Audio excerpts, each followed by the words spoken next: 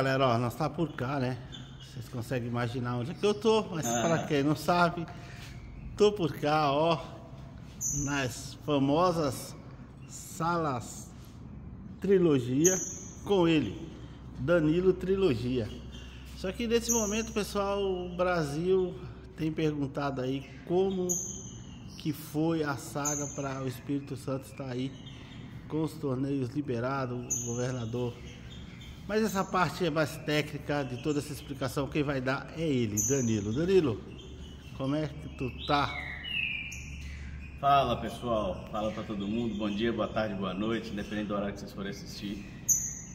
Com muita satisfação que a gente teve nessa 9 de abril a notícia publicada no Diário Oficial da União do Decreto 1R, em parceria, em conjunto, na verdade, com a SEAG e a SEAMA, que são duas secretarias aqui do Espírito Santo, que, enfim, liberam, autorizam e regulamentam o funcionamento dos torneios aqui no nosso estado, né? Essa saga não começou agora, ela veio lá de trás, porque nós tínhamos a resolução do mapa 572, que proibia, em função da gripe aviária, a realização de exposições e torneios. E tivemos um trabalho durante, ao longo do ano de 2023, vocês acompanharam isso, de várias instituições, seja da COBRAP, da FOB, e diversos outros atores que estiveram trabalhando, que levaram, e no final do ano passado a gente conseguiu alterar a resolução 572 para a resolução 642 de 21 de dezembro de 23, e que foi a resolução que permitiu que a gente chegasse no ponto que a gente está hoje, né? E eu agradeço ao nosso deputado Gilson Daniel, que também trabalhou naquele final de período de novembro para dezembro para poder fazer com que essa resolução 642 de fato saísse. E isso deu um start, abriu para que os estados pudessem começar a trabalhar junto com os órgãos estaduais, porque a liberação, basicamente a autorização de funcionamento de torneio estava permitida, desde que os órgãos estaduais colocassem procedimentos específicos. E foi o que nós começamos a fazer aqui dentro do Espírito Santo, conversando com os órgãos ambientais, seja da Secretaria de Agricultura, seja da Secretaria do Meio Ambiente, seja o órgão ambiental que regulamenta o funcionamento de torneios e o órgão ambiental que fiscaliza a parte de trânsito de aves aqui dentro do Estado do Espírito Santo, que é o IEMA e o IDAF, respectivamente.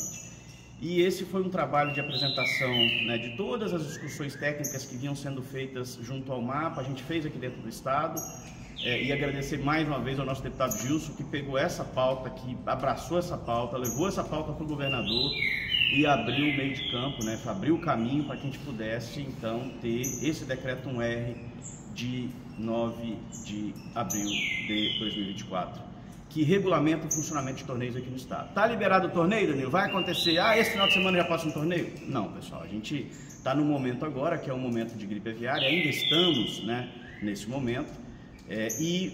A liberação dos torneios ela vem seguindo todo um protocolo, que tanto as associações vão ter que seguir, que os criadores vão ter que seguir. Essas não são imposições nossas, elas na verdade são orientações que já vieram do Ministério da Agricultura.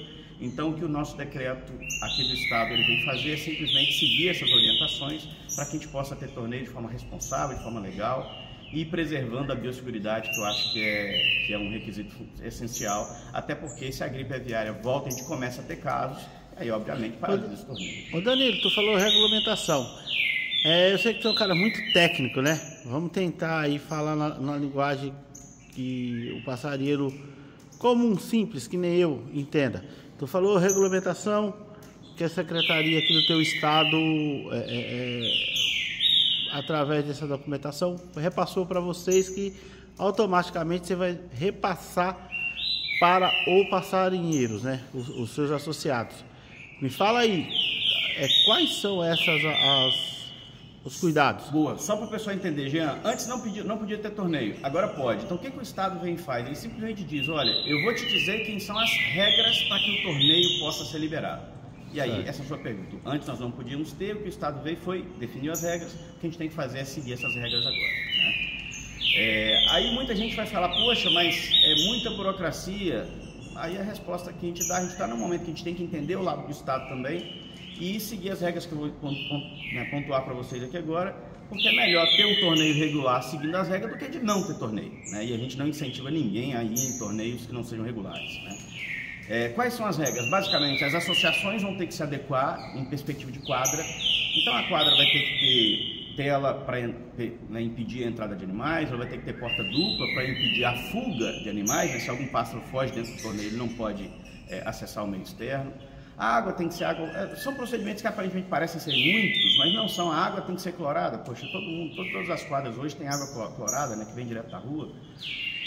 O recolhimento de lixo, ele tem que ser feito em determinados tipos de sacos, com um determinado tipo de destinação, mas acho que isso é algo que a gente consegue operacionalizar, né, que eu sempre venho falando com o pessoal. Parece que é muito item, mas na verdade, se a gente for olhar que a gente está há mais de um ano sem torneios, eu acho que é um esforço que vale a pena para a gente poder estar pegando esse monte de bicho bom que tá no Brasil aí para colocar na roda, né? Ô Danilo, o que eu percebo também, eu estava olhando você falar muito sobre isso, eu estava próximo de você, que muita coisa que eles exigem, né? Nós passarinheiros já fazemos, como nós preservadores que somos, essa separação, nossos bichos tudo... esse cuidado para não fugir. Você vê, a gente vai para o torneio, cada um leva sua faquinha, seu legume, cada um geralmente tem aquele saquinho plástico que pega o seu restante e guarda. Então eu entendo que muita coisa que eles estão pedindo com nomes diferentes, que ao meu ouvido soa diferente, né? São coisas que é uma prática já nossa, né? Que a gente já faz, exato. Então, por exemplo, na nossa casa, todo mundo tem aquele quartinho lá que é onde fica o passarinho na preparação para mexida, né? Coloca a tela na janela, a tela de pernilongo, né? Até todo mundo tem a tela de pernilongo por causa da dengue agora. Pronto, a gente já está com o recinto preparado para ter pássaros para poder participar de torneio, né? Claro que o veterinário vai ter que emitir um laudo, né, dizendo sobre como é que está essa preparação. Aqui no nosso, por exemplo, se você filmar aqui em cima, você vai ver que tem a tela antifuga e né, para evitar que pássaros lá dentro do criatório, e a tela antifuga, né? Aqui, ó, a janela dele não tem, mas aqui tem, ó, se vocês vão olhar. Os pássaros que voam por aqui não têm o menor acesso ao criatório dele. É o que a gente tem que fazer, pessoal. Cada um faz dentro das suas condições, dentro do seu espaço. Mas assim, Danilo, fala aí para essa galera que assim, os nomes são muito complicados, mas as ações ações simples que a gente já faz no dia a dia. Basicamente, o que o criador tem que fazer? Telar a janela. Um veterinário vai vir e vai emitir um laudo e dizer, olha, seus pássaros estão em boas condições. Claro, né, pessoal, nosso pássaro tem que estar em boa condição. E, aliás, isso é uma coisa que tem que ficar bem claro. Ninguém vai levar um pássaro para o torneio que não esteja em boas condições. Nós estamos falando de atletas, né? Para ir para o torneio, você tem que estar em boas condições. E a gente já tem os nossos animais em boas condições. Então é simplesmente, olha, o veterinário vai na sua casa, avalia, tira algumas fotos, vê que de fato você colocou uma tela, pode ser a tela mais simples do mundo, a tela de mosquiteiro, de pernilongo na janela, simplesmente para evitar fuga. Pronto. Né? E os outros itens, é o que o Jean falou, água, comida, alimentação, tudo isso a gente já faz, né? Então beleza, a gente já vai ter ali uma autorização, né, uma certificação emitida pelo veterinário que vai nos permitir cadastrar no órgão ambiental. Aí esse passo é importante. E é importante a gente trazer as associações, né, para dentro desse sistema confederativo, né? Também, todo mundo que tiver aqui para ajudar, né?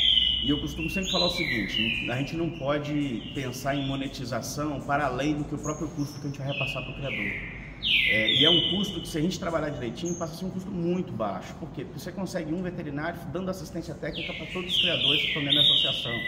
Então acho que é uma coisa que dá para fazer com consciência, com responsabilidade. Danilo, então, para acalmar o criador, né? Aí, pelo que eu percebo, a intenção, o projeto a associação vai ter o seu veterinário, o criador tem o acesso à associação, que vai ter aí o acesso ao veterinário com valores bem acessíveis ao criador. Exatamente. Então a gente não está falando de expropriar o criador, de cobrar valor, não. A gente está falando simplesmente de falar, olha, poxa, a gente não vai lá e não paga uma estaca de 20, 30 reais, a gente não leva 3, 4, né? Você não toma uma cervejinha, bebe um refrigerante. Então assim, é um custo uma vez, né, que a gente vai estar fazendo, e que a nossa intenção aqui no Espírito Santo é colocar no valor mais baixo possível, a gente vai conseguir, para que os criadores simplesmente recebam o veterinário, tenham a certificação de que de fato eles podem ir para o torneio, a associação pega essa lista de todo mundo que já está certificado, encaminha para o órgão ambiental, o órgão ambiental olha e fala, eu estou vendo aqui todo mundo, o Jean, o Danilo, o Gilton, todo mundo aqui já está certificado, pode participar de torneio. Do outro lado, a associação, ela já fez o trabalho dela de fazer adequações na quadra, né, das telas, da porta antifuga. Daí ela pede uma vistoria, o órgão ambiental volta na quadra, faz uma vistoria. Então o que a gente está entregando para o órgão ambiental? A gente está dizendo, olha, os nossos criadores mantêm as suas aves bem tratadas em um local com a tela. Simplesmente evita fuga, pode ser a tela mais barata que tiver. As nossas associações, elas estão prontas para receber pássaros porque ela tem sistema antifuga e um sistema mínimo de coleta de resíduos. E o órgão ambiental do outro lado vai dizer, bacana, estou vendo que está todo mundo com segurança, tanto dentro dos criatórios quanto com segurança dentro das quadras. E aí a associação consegue, a partir disso, pedir as datas, né, a liberação das datas e das licenças para funcionamento. Claro, se a gente não tiver nenhum caso de gripe aviária dentro daquele município, né? Então aí, pessoal, que vem a nossa responsabilidade nesse sentido, porque o fato da gente estar liberando o torneio não significa que a gente vai pegar qualquer pássaro e ficar colocando na porta do torneio, não. Isso a gente não pode, tá? Essas regras vêm para permitir que a gente trabalhe, mas permitir que a gente trabalhe e levar para o torneio com responsabilidade. A gente tem que ter essa responsabilidade. Se a gente não faz, a gente pode causar um problema para toda uma categoria daquele município, né?